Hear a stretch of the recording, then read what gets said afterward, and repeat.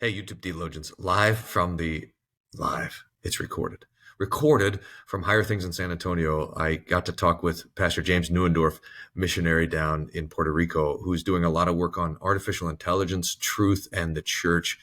I think you're really going to love this conversation. It was enlightening to me also to see the biblical points of comparison where he points to the scriptures for what to give us wisdom, and that the opposite of artificial intelligence is not like authentic intelligence, but it is true wisdom. That's what we are after, and where to find refuge from all of the chaos in the Lord's church. It was great.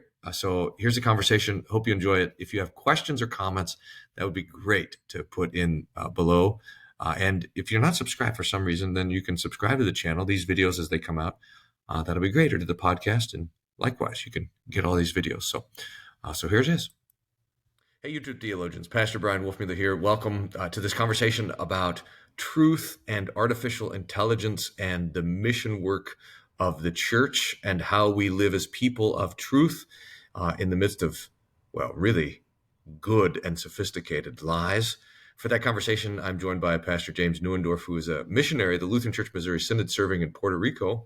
Welcome, James. How are you?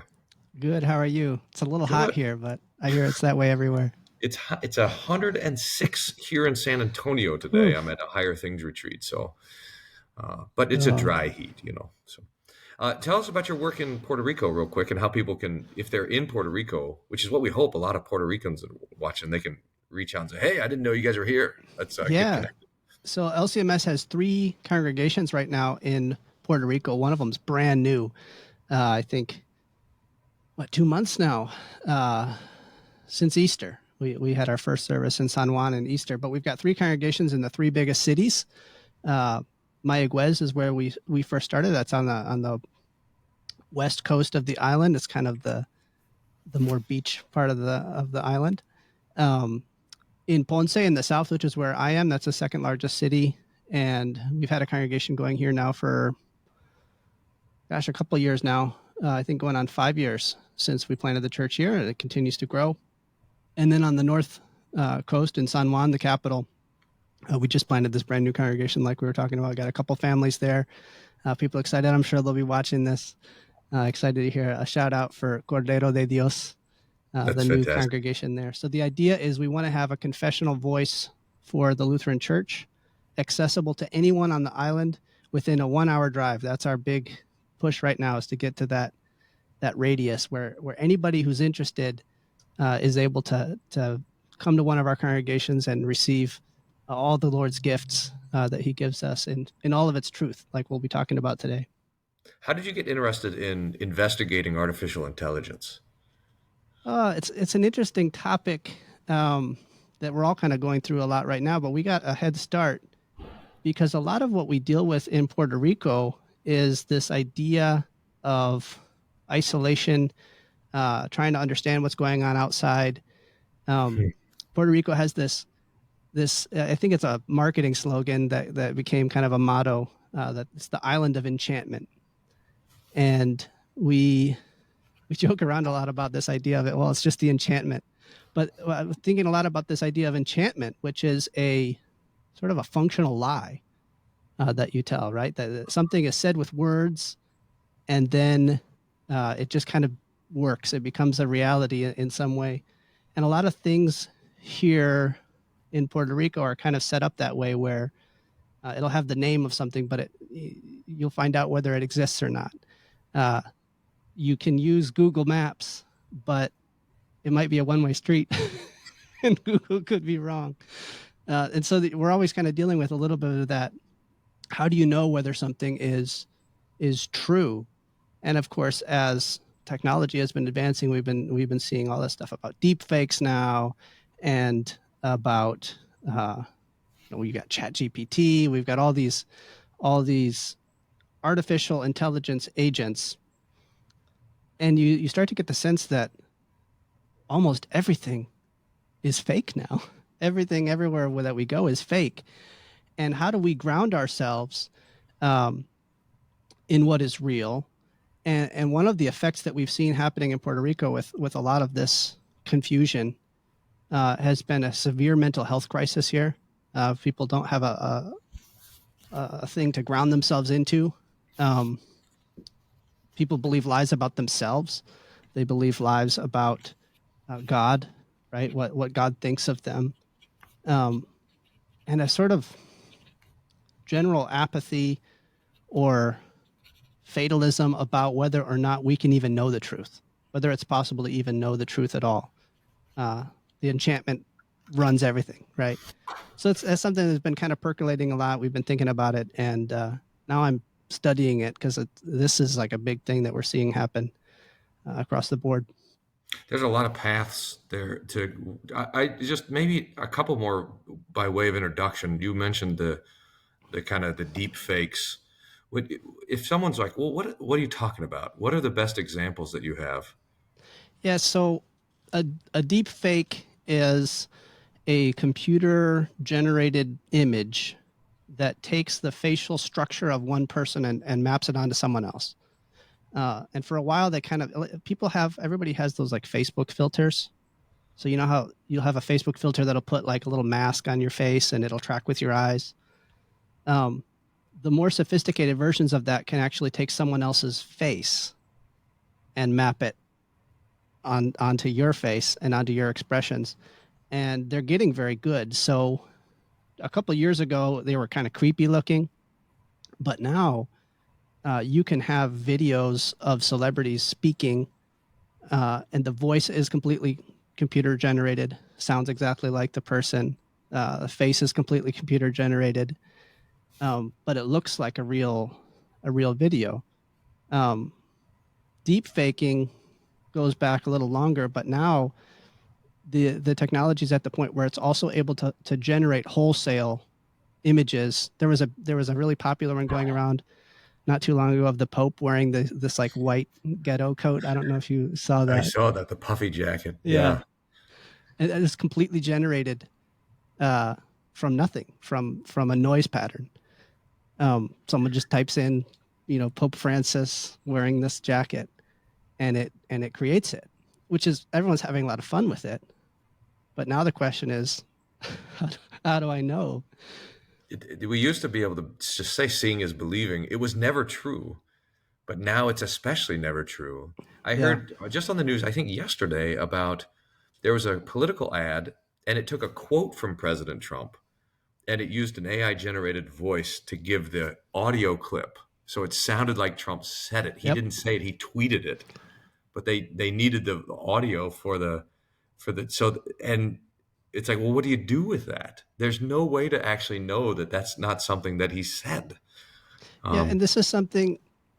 One of the things that got me really thinking about it as a missionary. We've been gone from the United States now for 15 years. We've been out in the Latin America field, and it did kind of strike me like we have a different relationship with the news that comes from the United States when we're out here. Um, we I have the internet, right? I can get the same news as everyone else, but it somehow feels a little bit less immediate or real. It's harder to verify, and so we had a joke back in 2020. 2020, of course, was a terrible year for everybody, but here in Puerto Rico, it was really bad because it started uh, 5 days into the new year. We had a major earthquake here, um, huge catastrophe, and a lot of great opportunities for outreach and ministry and caring for the community. But then the pandemic happens, everybody's locked in their houses, and we had the most active hurricane season we had ever had. Just one after another, after another, after another. So we started joking about this thing that we called Hurricane Halloween.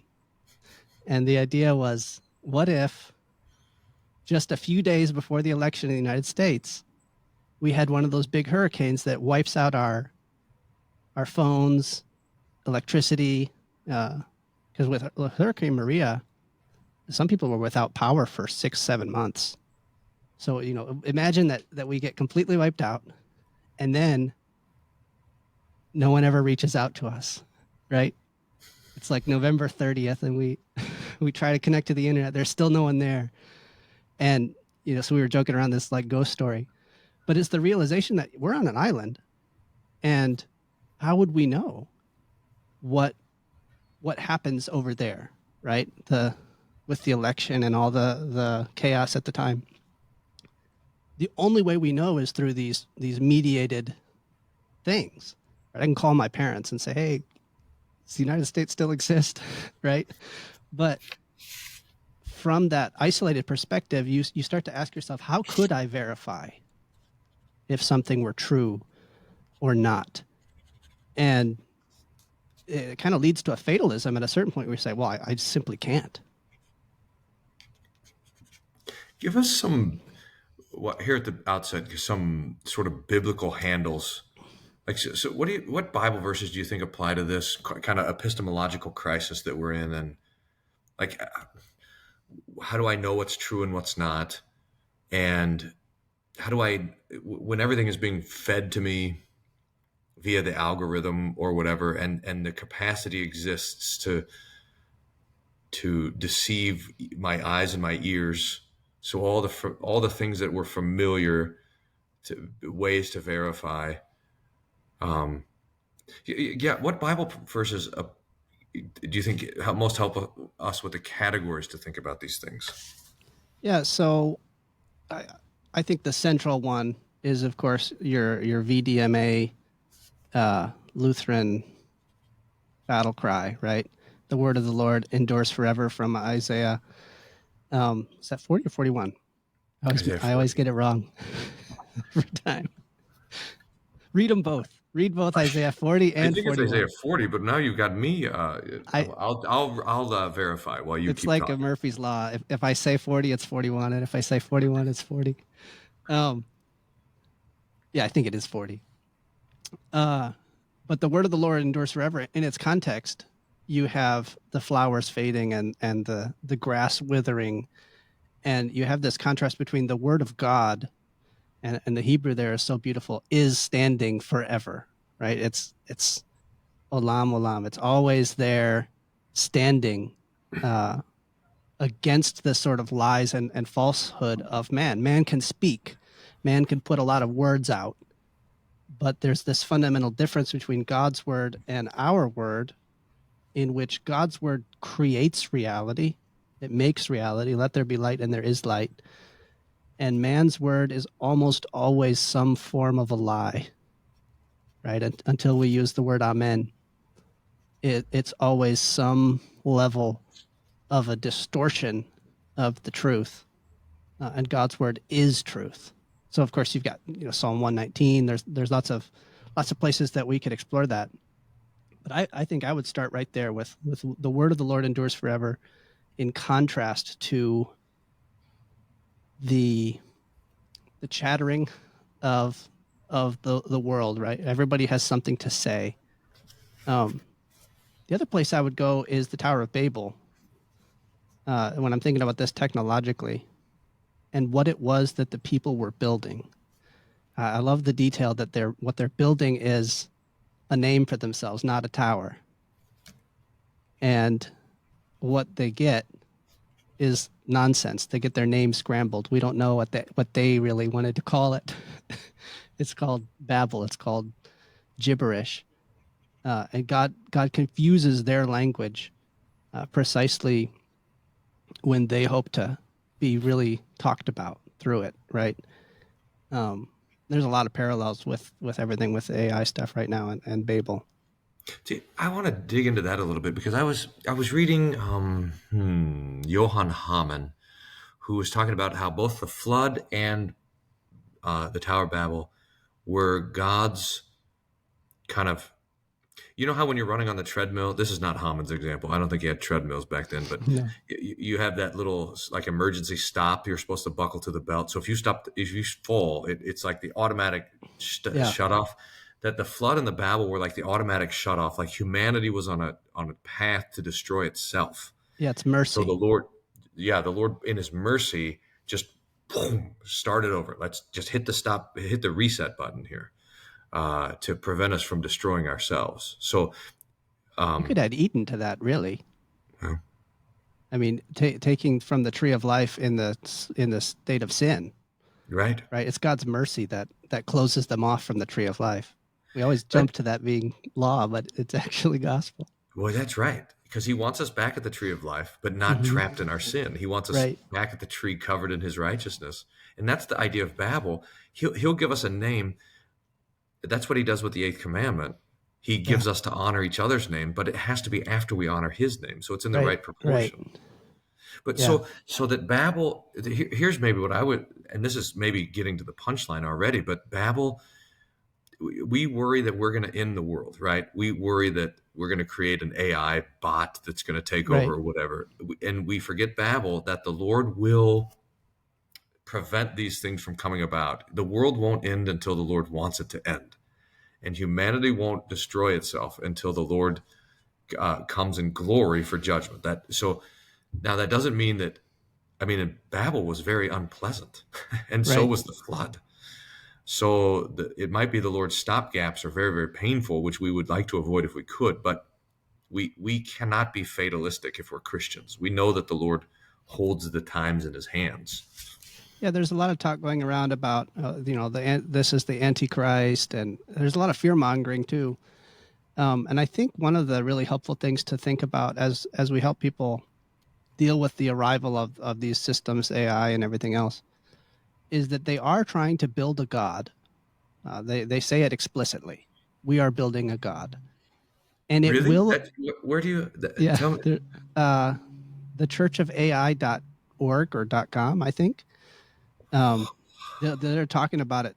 All if you the Silicon Valley um, bros, whatever you want to call them, uh, they are speaking this way. You can imagine it basically a full return to a temple and an all-knowing thing that they're going to feed, and they're going to build it up to be a speaking God. I mean, they're talking about them as gods, that they're making something greater than themselves, right? An intelligence greater than themselves. But the thing that we need to remember is that's impossible. You cannot build a God, but you can build a false God, right? Yeah, And they yeah. will build a false God. And we know what false gods do. They promise you things, but they give you something very different than what they promised. Um, the the people who built Babel wanted a name for themselves. In fact, it was kind of an interesting historical detail. I read that the Babylonians, they'd stamp the name of the king in every single brick, so that literally his name was being built up brick by brick. So they want to build this name for themselves, but it's it's just nonsense, is what they get out of the system. And in some ways, you can see already from the beginning, as we're starting to achieve these amazing things with AI, the the result is going to be nonsense. It's going to break computers as we know them. There's a great book by Luis Borges. I don't know if you've ever heard of the Library of Babel. It's a really interesting. It's a short story. It's in English. It was originally in Spanish, and it's sort of a fantastical story where he talks about this library that is composed of all combinations of letters that are possible within like an 800-page book. And he sets like the rules of whatever. So you'll have millions of books that are just A B, and then another one that'll be A. You get it. And because it contains all possible combinations of letters in this library, it also contains real books, every book that's ever been written or that ever could be written within this space, right? So he envisions this idea of this library, and then he starts to talk about how it drives everyone insane, because that in the library exists the book that tells how you're going to die. So you're trying to find it, trying to find it. The problem is there are an almost infinite number of books that look like that book but are wrong, right? Because it's every combination of every letter. And so the people who are looking for this wisdom in this library, all they get is nonsense. And this whole idea, that's really how these AI systems are working now. They're just random combinations of letters that it then unscrambles to make it look like something that would have meaning. And it's amazing how meaningful it looks, but the end result is going to be nonsense. There's going to be an article proving every scientific idea and then 500 million other articles that disprove it, right? So all of a sudden, what do? You can't know anything. So the God that you built and promised you all knowledge ends up giving you nonsense, madness.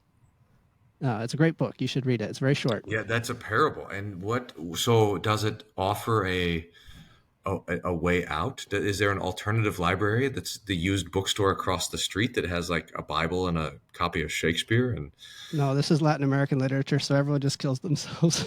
It's really dark.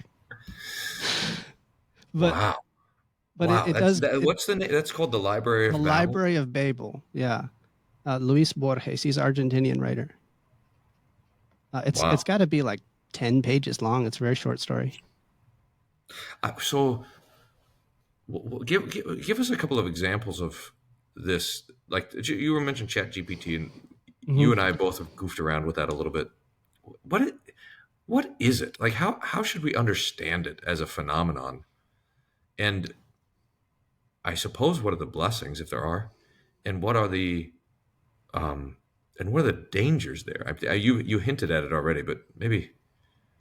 Yeah. So the way it works, and it's hard. No one actually understands how it works. That's the other interesting thing. This is maybe getting theological again really quick, but um, the people who are building it don't understand how it works, and they'll say that. Like they know how they've built it, but they don't know why it's able to do what it can do. And this was an interesting thing I was thinking about. God knows us perfectly. A creator understands his creation neuron by neuron, right? God knows every atom, he numbers every hair on our head. But we're making a God and we can't begin to understand, even at this early stage of this construction. We don't understand it. The way that these models work is there's essentially, I guess the easiest way to describe it is a pattern recognition tool that takes the way they trained for the images, for example, it takes thousands and thousands of photographs and then it blurs them until they're impossible to understand. And then it sets the computer the task of unblurring it, of trying to reconstruct the image. And because they have the original, they're able to punish it if it is further away from the original and reward it if it gets closer. And they kind of just set it loose doing this for billions and billions and billions of times. It takes a huge amount of computing power. And so it does this, and it starts to get kind of good at unblurring images that have been blurred. Well, then what you do is you hand it a set of random distorted pixels, just noise, and you say, unblur it. And it says, well, what am I looking at? You say, oh, you're looking at a Michelangelo painting of a cat surfing in California. And it knows what a Michelangelo painting looks like. It knows what a cat surfing should look like, right? Somehow it applies that pattern and it tries to turn that noise back into the photo that you told it you had originally. You just never had one. You lied to it. And so it creates something new. And the language models work the same way. They give it gibberish text, like we talked about in the Library of Babel. And then that gibberish text is decompressed into what you say that it's supposed to be. So it's almost like autocomplete. You know how when you're typing in your phone and it always types something you don't want it to, and you always turn it off? This is autocomplete, but on a way bigger scale. And so it isn't actually thinking. It's trying to guess what the most probable response is. So for example, if you had it as an assignment, a blank piece of paper, and the first part of the paper says the first president of the United States is, you automatically know what the next line should be, even if it's blurry, because it's George Washington, right? That's the facts. Well, this system does that, even though it has no actual concept of what a president is, who George Washington is, or anything. The crazy thing is you can ask it, to give you a biography of George Washington, and it'll get it right, and it'll type it all up. You can have it do it in like 1920s gangster style, and it can do it, but it's not actually thinking. It's just producing what it thinks is the most probable response. So there's deception built right into the foundation of it. They're amazing though. It's an amazing technology. They work really well at translating, Yeah. because they understand language in this way. They don't actually understand language, but they've seen every translation that's ever been done. They've read the whole internet. So they've taken the data. You and I were playing around with some Latin stuff. You feed it in, and it unscrambles it. The problem is it could also make things up. So if you don't know what you're handling, you could have whole new sentences added to that lost Luther work that was only in Latin. So that's a danger right there right away as well. I was goofing around with it for this because you mentioned that you took a Latin text and you had it clean up the Latin from the OCR, optimized character recognition or whatever, optical character recognition, and then you had it translated. And so I was goofing around with the same thing. I just pulled the German of Luther's Small Catechism and I said translate it into English, and it was the Small Catechism. It's practically instant. And I was thinking who has that translation of the Catechism? I know that's a big legal question. Yeah. But I've wanted to publish on the Luther Against the Heavenly Prophets, but the English translation that we have is locked up, and so I can't do it. There's no public domain. So how hard would it be to just get a new translation and get someone to clean it up? It's kind of This is the crazy thing. Seems like a phenomenal tool, but also it's the danger of what do you see as there's the existential danger, but maybe let's work towards that. What are the practical dangers of the technology? So I think for the average Christian, the first thing that you need to be aware of is whether or not you use this stuff. You can swear off technology and go move into the woods.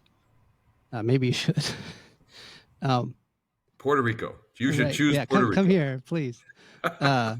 Sometimes we don't have electricity, so there is that. Even if you set yourself outside of it, this is going to affect everything. This is probably bigger than the internet, and that's probably an understatement, not an overstatement. People are just now figuring out how to use these tools together, and you'll see it taking jobs. You'll see it in all kinds of stuff. The fact that truth isn't actually in any way a requirement of this technology, I think, is something really important that people understand. It's about finding something that looks plausible, not something that is real.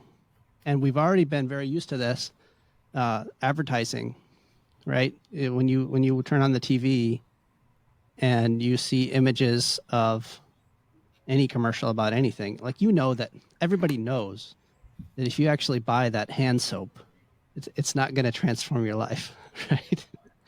But you just kind of accept that common lie, and take it in stride. What does this do to stuff like education as a major issue right off the bat? I know teachers already. Some of my friends are high school teachers, and they're already dealing with this issue that right away. As soon as this came out, all the teenagers figured out, hey, wait a second, I could just type my essay question in here and get an essay. I've even seen some on the internet. The teachers will share. Some kids are giving so little thought to their work that they're handwriting the answers, but they write as a large language model, AI, whatever. They just copied it down. They just shut off their brains completely. So you're going to have an educational crisis there. I think we're also going to have the question maybe in 5 years. I go to the doctor and I think to myself, did he actually go past medical school? Right? How much did he rely on this to skip through his education and just get his credentials? So that kind of stuff gets in whether you use the technology or not. The whole question about media, right? It's kind of a weird thing when you, like I said, living on an island, we start to think about this more. But how do we actually know that these things around the world are happening? It's all media. It's always through through these same mediums that are very vulnerable. Um, I think another area there, so there have been kidnapping scams going on. So with this voice Right. cloning, where because you can clone someone's voice, you'll get a phone call and it'll be a kidnapper and they'll say, "Oh, I've got your kid," whatever, and then they'll use your child's voice that they got from. You only need like 5 minutes of audio of someone. Someone could take this. Please don't, please. Someone can take our video, this video right now, and make clones of our voices. We will have provided them with enough of that. So all of a sudden, you're not going to be able to rely on what you hear on the phone. You can't verify necessarily.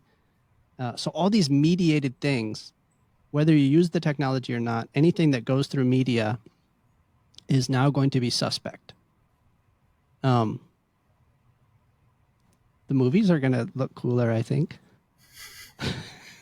It pushes us back though. Like I was thinking about this with teaching, is that teachers are going to have handwritten essays, but you can just copy it's going to go back to where the teacher has to sit in front of the student and ask questions, and the Yeah, student's oral going to have exams. to answer, and it's going to go back to the face and the voice.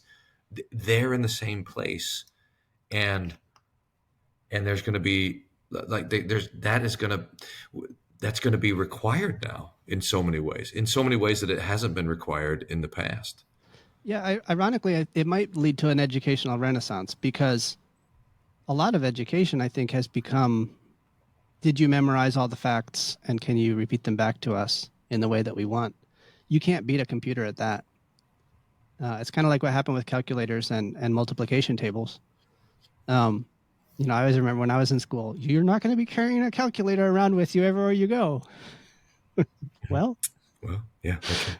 It's much more than that too. right. And I I do think that there's this thing where knowledge is cumulative, but wisdom has to be reborn in every Yes. generation. And so as we've just gotten better at accumulating and collecting knowledge, and the Lord can set us back if he wants to. That's Babel.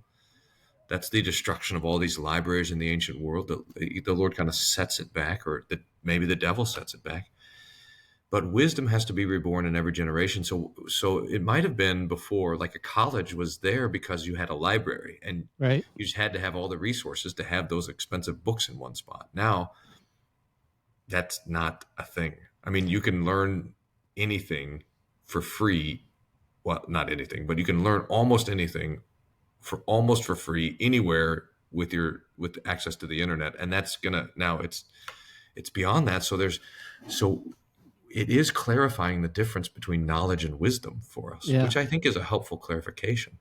Yeah, and I think that starts to filter down. So Luther always said, right, that he wished that we would burn all of his books. I really wanted in seminary, I was going to print a plaque of this where he said, like, I'm trying to remember the exact quote. It was in one of his prefaces, uh, that you shouldn't have any books. You should only have the Bible, and destroy all libraries or something like that, and put it at the library.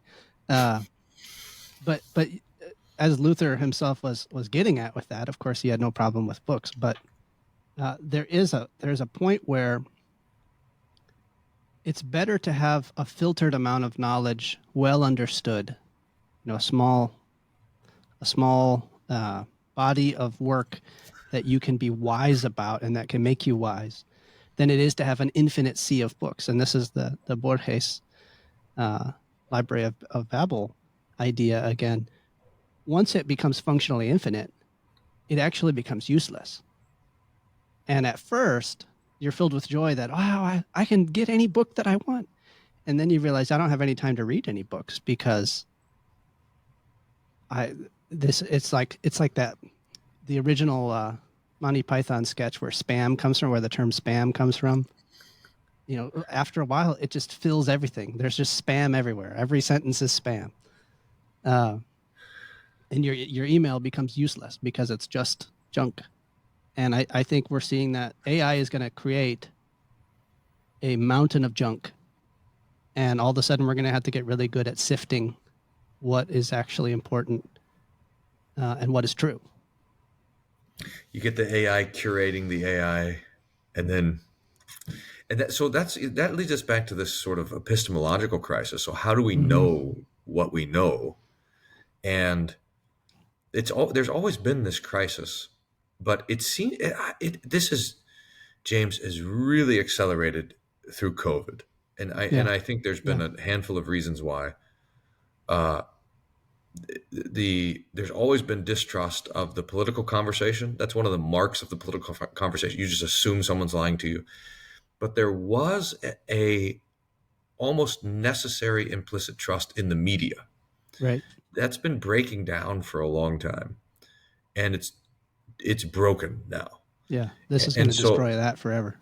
yeah, and now we've it's this the AI just adds to that to the it just adds to this whole breakdown of that what is trustworthy, who like how I can't trust what I see, I can't trust what I hear, I can't trust the news, I can't trust the newspaper, I can't trust the politicians.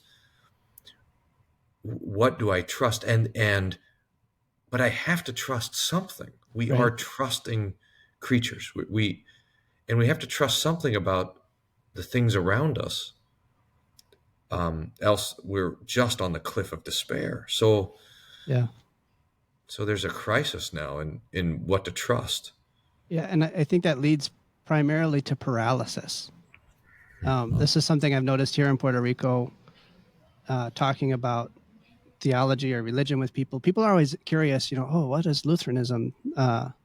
They know about the ELCA in San Juan, but a lot of people don't have any idea about a confessional Lutheran church. And what surprised me is the minute that I start to explain, most people seem to kind of freak out. And they'll do one of two things. They'll start to say, "But we're saved, right? Like you believe that we're saved." And I'm like, "Well, yeah. I mean, if you're a Christian, if you believe in Jesus." So they start to do that. But then the very next thing that they'll do is, there's a couple of Puerto Rican phrases that they use a lot of times, but it essentially boils down to, well, the differences don't matter. The differences don't matter, and we're worshiping the same God. I don't want to know more. And it's not even like we're getting into this long discussion, but there's that sense of paralysis that I don't know if I can handle the idea that there is actually a way to know what is true, because it's easier in a lot of ways. This sort of fatalism I was talking about, with your book, that maybe the extra category to add is fatalism when we include Latin America. That maybe there's no way to know, and maybe instead of just mysticism or emotions giving me my information, maybe I just resign myself to the fact that I'm going to live in Alice in Wonderland's crazy town and deal with what is in front of me. I think that's how a lot of people are handling this, which is not a healthy way to handle it, of course. But I think people are giving up on the idea of truth. That's Pontius Pilate, right? What is truth? It's sort of like, yeah, well, who can really know? Who can say? Which maybe seems stoic at first. It seems like, well, I'm going to just face the fact that I can't prove anything. That's why flat earthers are coming back, all this stuff where it's like, well, fine, I'll just believe whatever I want. But it drives you insane to do that. That's just so. I was thinking, in fact, today about this word from Paul, where he talks about the Gentiles being is Ephesians without God in the world and without hope. Mm-hmm. So there's an inherent hopelessness to those who are apart from Christ, and it's so that the Christian can look at the world and say it's hopeless, but it's despair. The world is despair. Yeah. But this specific despair of knowing anything is is what's and how there's this the kind of weird thing with Gnosticism, right? Is it claims to be knowledge, but it's Right. always the secret knowledge that you don't Right. actually access through reason, and so that Gnosticism is really the prevalence of ignorance, of unknowing, of agnosticism. So that in the same way that like this AI, which would be something like we're gonna try to seek the truth or something, Yeah. it ends up undoing truthfulness altogether. Right. It's the great irony. It's something too. I've noticed one of the unique distinctives that the very people who maybe don't want to have the conversation miss out on. But one of the unique distinctives of the Lutheran Church, and I think one of the areas that we are being called on in this time, specifically to bring back to the world of Christians, is having a sacramental theology is not only um, it's not only about having something concrete that God gives His gifts to us in a concrete way. That certainly is an important thing. But I've started to realize the more I compare it with the sort of spiritualist evangelicalism, or even a sort of Roman Catholic um, philosophical understanding of things. August Vilmar has his famous book Theology of Facts versus Theology of Rhetoric, right, where he talks about this difference. The fact that we build our week around the physical delivery of the body and blood of Jesus with people who are physically there, gathered together, speaking God's word that is true and declaring it to be, this is the word of the Lord. This is something objectively true. This is something you can rely on. Speaking peace into a world of chaos and confusion. And to do it all in this good order, we're almost perfectly set up as the Lutheran Church today as an exact antidote to all of these things. We're just afraid of that for some reason. We haven't realized it yet. I don't think we've caught on that we have the cure already. And it's the sacramental life of the church. It's the church in the world being physical. And even like a lot of reform, if there's any reform viewers, they're going to get mad right away. But this sort of the spiritual communion, right? Where I'm just communing spiritually. It's ChatGPT.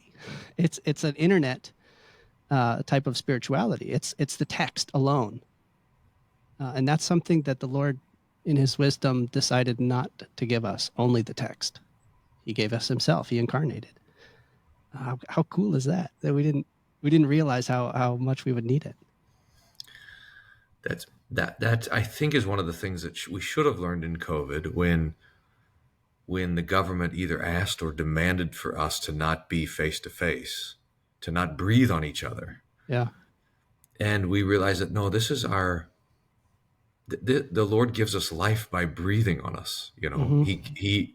That Adam becomes a living being when the Lord breathes, and that the church is raised from the dead when Jesus breathes on His disciples and sends them out to forgive sins, and that there's a breath there. It's not, the word is a breath that we can't not be together. But there was a way for every other church to not be together. I remember even the Catholic Church, Mm-hmm. which claims a sacramental realism, had their priests communing, and the people were benefiting by intention when they watched it on the live stream. Did you ever watch one of those? Yeah, they would always come on after our church. So I remember for a while I would say, when we would record the services, I say, okay, you can click on this to go to another one of our services, or you can let the YouTube send you into some wild Catholic nonsense. And because they would always come on after, and that idea. So like by intention, you participate in the sacrament. It's so Gnostic. Well, really surprised. So I watched one here in Puerto Rico, and I was really surprised because it was not what I expected. I thought my understanding of this spiritual communion, the way that they talk about it, was going to be that somehow you would be praying or something like that. But what actually it was, at least here in Puerto Rico, the words came up and it said, I acknowledge that the Roman Catholic Church is correct about the doctrine of the Lord's Supper and that the body and blood of Jesus are present, are transformed or whatever. Like just a statement. I assent to this doctrine. That was spiritual communion. It was just saying, yes, they are Wow. communing. And it just really struck me that it was an intellectual thing. Right. It was an assent to truths, not a reception of gifts, which obviously we have this long history of a debate over this with all the other churches. But I think it was a dimension of this that I hadn't realized really until recently, where the rubber really starts to hit the road on this doctrine. Where if it's a symbolic supper and a symbolic baptism, what do you do when all the symbols can be changed on a screen at any time?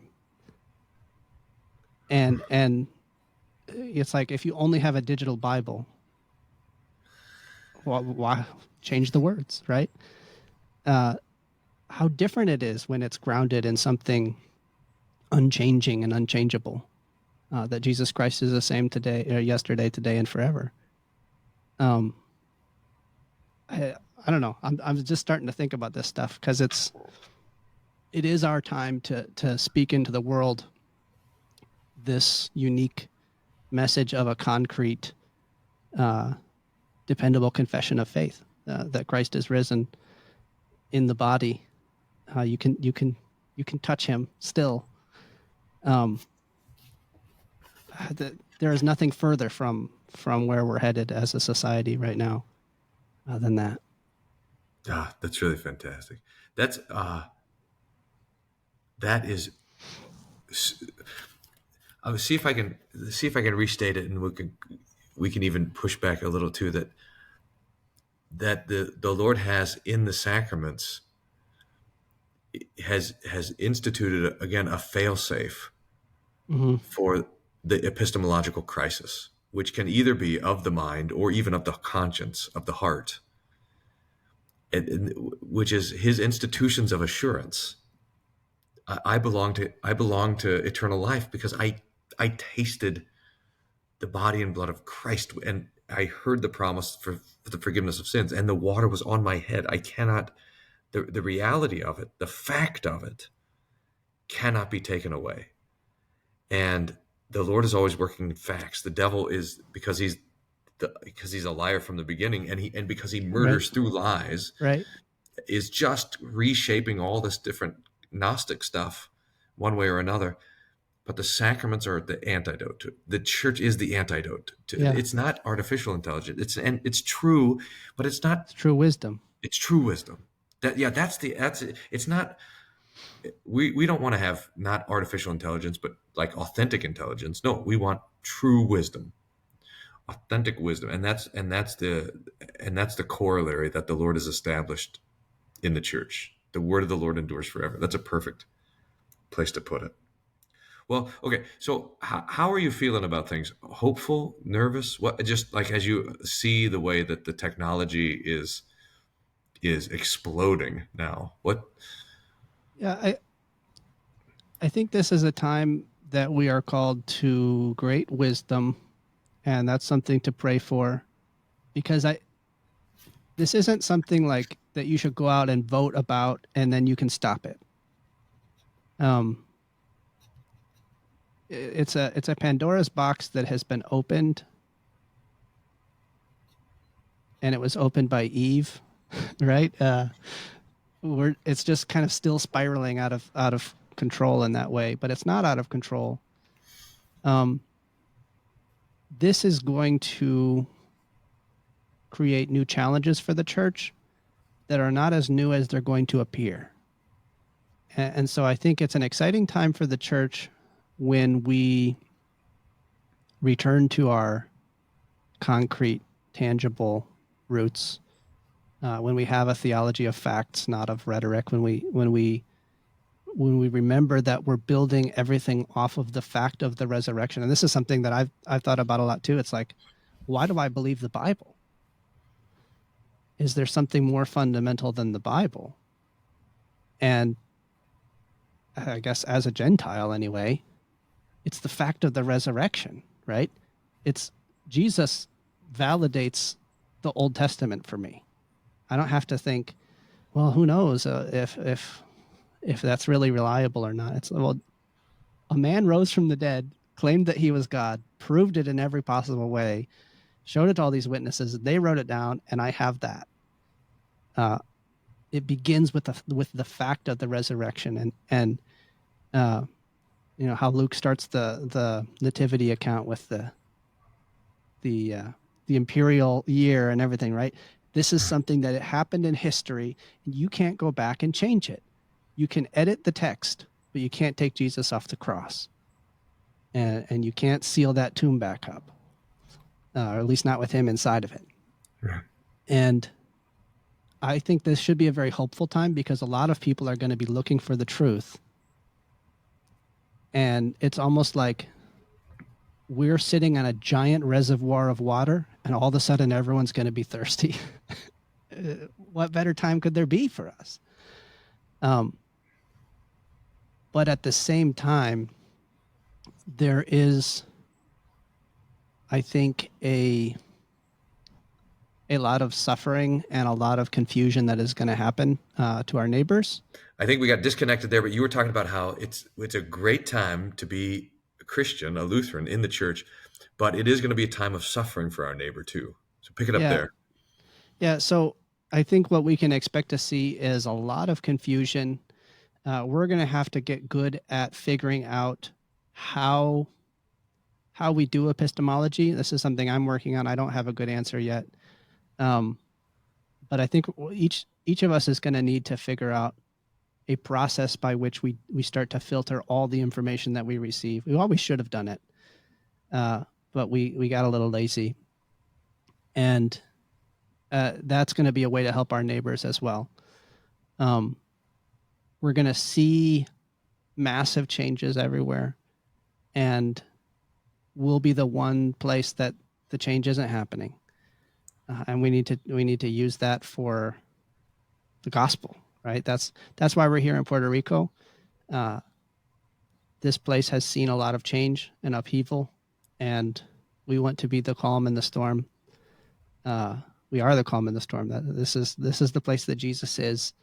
This is the place that peace is, and the resurrection is, and it's for you, and it's material. It's something you can taste and touch and share. And it's what we need. And it is distinctive and it is different, but it's at just the right time.